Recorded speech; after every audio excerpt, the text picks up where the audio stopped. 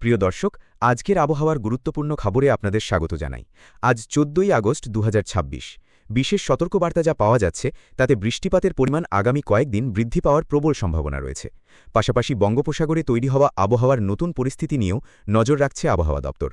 এই পরিস্থিতির প্রভাব কোথায় কতটা পড়তে পারে, কোন কোন এলাকায় ভারী থেকে অতি ভারী বৃষ্টির সম্ভাবনা রয়েছে, সমুদ্রের পরিস্থিতি কেমন এবং আগামী কয়েকদিনে আবহাওয়া কোন দিকে যেতে পারে, এই সমস্ত গুরুত্বপূর্ণ খবর বিস্তারিত জানানো হবে আজকের ভিডিওতে। তাই ভিডিওটি শেষ পর্যন্ত দেখতে থাকুন। কমেন্ট করে জানান আপনি কোথা থেকে দেখছেন এবং আপনার এলাকার বর্তমান আবহাওয়া কেমন রয়েছে। নতুন হলে চ্যানেলটি সাবস্ক্রাইব করুন নিয়মিত আবহাওয়ার খবর পাওয়ার জন্য। বাংলাদেশের আবহাওয়ার সর্বশেষ সরকারি তথ্যের জন্য আমরা বাংলাদেশ আবহাওয়া অধিদপ্তরের প্রকাশিত পূর্বাভাস এবং সামুদ্রিক সতর্কবার্তার তথ্যকে ভিত্তি করছি। বাংলাদেশ আবহাওয়া অধিদপ্তরের ওয়েবসাইটে বর্তমানে আলাদা করে আবহাওয়ার পূর্বাভাস, সামুদ্রিক সতর্কবার্তা, ভারী বৃষ্টিপাতের সতর্কতা এবং বিশেষ আবহাওয়া বুলেটিন প্রকাশের ব্যবস্থা রয়েছে। এখন আসা যাক মূল আবহাওয়ার পরিস্থিতিতে। বর্ষার সময় বঙ্গোপসাগর এবং তার সংলগ্ন এলাকায় নিম্নচাপ বা ঘূর্ণাবর্ত তৈরি হলে তার প্রভাব সরাসরি বাংলাদেশের বৃষ্টির পরিস্থিতির ওপর পড়তে পারে। বিশেষ করে সমুদ্র থেকে প্রচুর জলীয় বাষ্প উত্তর দিকে প্রবেশ করলে দেশের বিভিন্ন অঞ্চলে মেঘের ঘনত্ব বৃদ্ধি পায় এবং কোথাও কোথাও টানা বৃষ্টি, আবার কোথাও অল্প সময়ে প্রবল বৃষ্টির পরিস্থিতি তৈরি হতে পারে। ফলে আগামী কয়েকদিনে বৃষ্টিপাতের পরিমাণ স্বাভাবিকের তুলনায় বাড়ার সম্ভাবনাকে একেবারেই হালকাভাবে দেখার সুযোগ নেই। সবচেয়ে গুরুত্বপূর্ণ বিষয় হচ্ছে বঙ্গোপসাগরের আবহাওয়ার পরিবর্তন। এই মুহূর্তে যে পরিস্থিতির দিকে নজর রাখা হচ্ছে সেখানে সমুদ্রের ওপর একটি নিম্নচাপ জাতীয় সিস্টেম শক্তি সঞ্চয় করলে পরবর্তী সময় সেটি আরও সংগঠিত হওয়ার সম্ভাবনা তৈরি হতে পারে।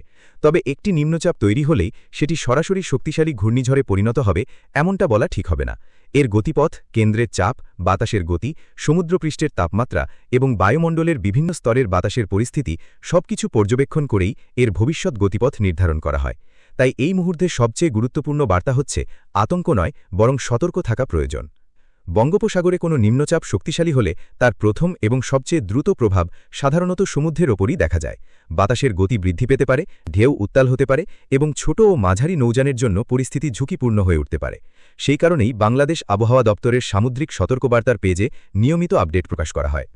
সমুদ্রের পরিস্থিতি খারাপ হওয়ার সঙ্গে সঙ্গে উপকূলীয় অঞ্চলের মানুষকেও সতর্ক থাকতে হয়। বিশেষ করে চট্টগ্রাম, কক্সবাজার, নোয়াখালী, ভোলা, বরিশাল, পটুয়াখালী, বরগুনা, খুলনা ও সাতক্ষীরা সহ উপকূলীয় এবং নিম্নাঞ্চলীয় এলাকাগুলিতে আবহাওয়ার পরিবর্তনের দিকে নজর রাখা জরুরি।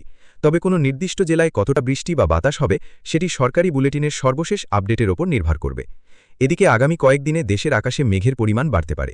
এর ফলে দিনের তাপমাত্রা অনেক জায়গায় কিছুটা কমে এলেও আর্দ্রতার কারণে ভ্যাপসা গরমের অনুভূতি থাকতে পারে। আবার বৃষ্টির পর সাময়িকভাবে তাপমাত্রা কমে স্বস্তি ফিরতে পারে।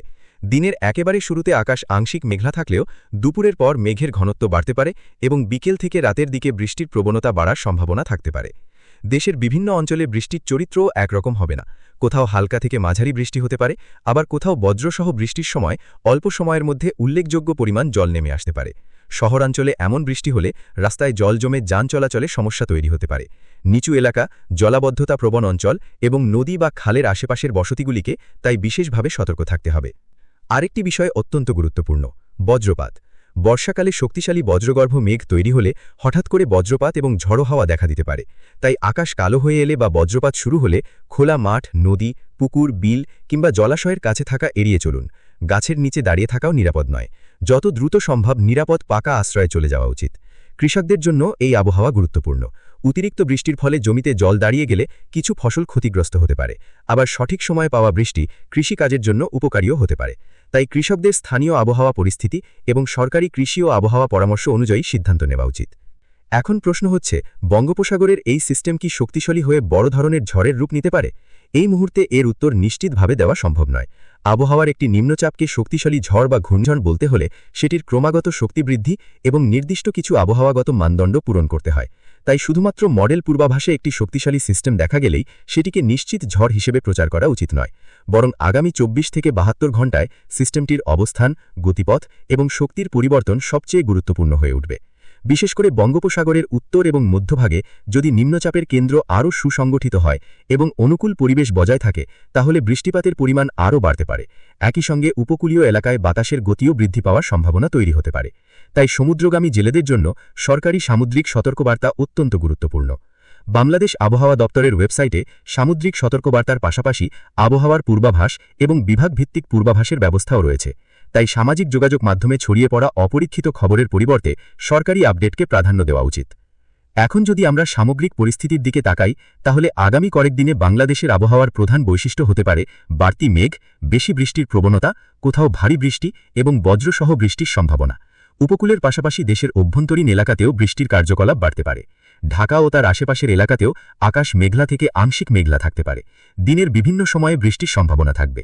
অফিসগামী মানুষ এবং যারা মোটরবাইকে যাতায়াত করেন তাদের বিশেষভাবে সতর্ক থাকা প্রয়োজন, কারণ হঠাৎ বৃষ্টি শুরু হলে রাস্তা পিছলি হয়ে যেতে পারে এবং দৃশ্যমানতা কমে যেতে পারে। চট্টগ্রাম ও কক্সবাজার অঞ্চলের আবহাওয়ার দিকে বিশেষ নজর রাখতে হবে, কারণ বঙ্গোপসাগরের সিস্টেমগুলির প্রভাব এই অঞ্চলে তুলনামূলকভাবে আগে অনুভূত হতে পারে। সমুদ্র উত্তাল হলে মৎস্যজীবীদের অবশ্যই আবহাওয়া দপ্তরের নির্দেশনা মেনে চলতে হবে।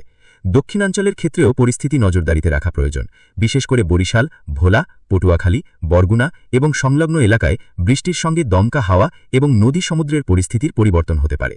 তবে ঠিক কতটা শক্তিশালী হবে সেটি সিস্টেমের পরবর্তী বিকাশের উপর নির্ভর করবে। উত্তর এবং উত্তর পশ্চিমাঞ্চলেও বৃষ্টির সম্ভাবনা রয়েছে। বৃষ্টির আগে বা পরে স্থানীয়ভাবে দমকা হাওয়া এবং বজ্রপাত হতে পারে। ফলে শুধুমাত্র উপকূল নয়, প্রায় সমস্ত অঞ্চলকেই আগামী কয়েকদিন আবহাওয়ার আপডেটের দিকে নজর রাখতে হবে। আরেকটি বিষয় অত্যন্ত গুরুত্বপূর্ণ, নদ নদীর পরিস্থিতি। কয়েকদিন ধরে যদি বিভিন্ন অঞ্চলে উল্লেখযোগ্য বৃষ্টিপাত হয় এবং একই সঙ্গে উজান থেকে পানি আসে, তাহলে কিছু নদীতে পানির স্তর বাড়তে পারে। নিম্নাঞ্চলে সাময়িক জলাবদ্ধতা বা প্লাবনের পরিস্থিতিও তৈরি হতে পারে। তাই নদী ও নিম্নভূমির কাছাকাছি বসবাসকারী মানুষকে স্থানীয় প্রশাসন এবং সরকারি সতর্কবার্তা অনুসরণ করা উচিত।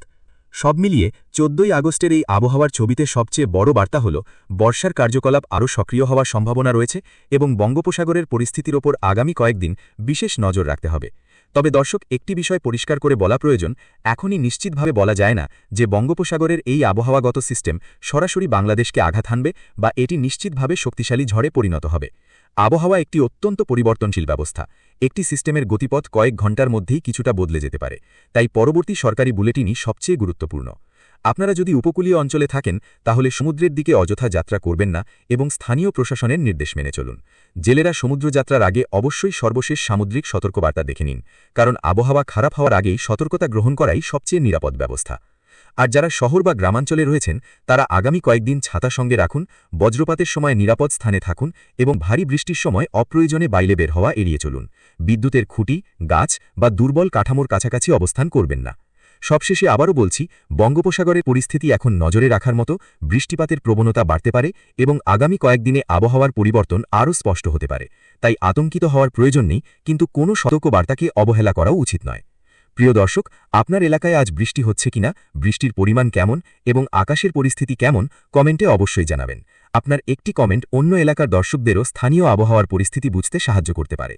ভিডিওটি ভালো লাগলে লাইক করুন, পরিচিতদের সঙ্গে শেয়ার করুন এবং নতুন হলে অবশ্যই চ্যানেলটি সাবস্ক্রাইব করে পাশে থাকা বেল আইকনটি প্রেস করুন, কারণ বঙ্গোপসাগরের এই পরিবর্তনশীল পরিস্থিতিতে পরবর্তী আপডেট অত্যন্ত গুরুত্বপূর্ণ হতে পারে। নিরাপদে থাকুন, সতর্ক থাকুন এবং সরকারি আবহাওয়া দপ্তরের নির্দেশনা মেনে চলুন।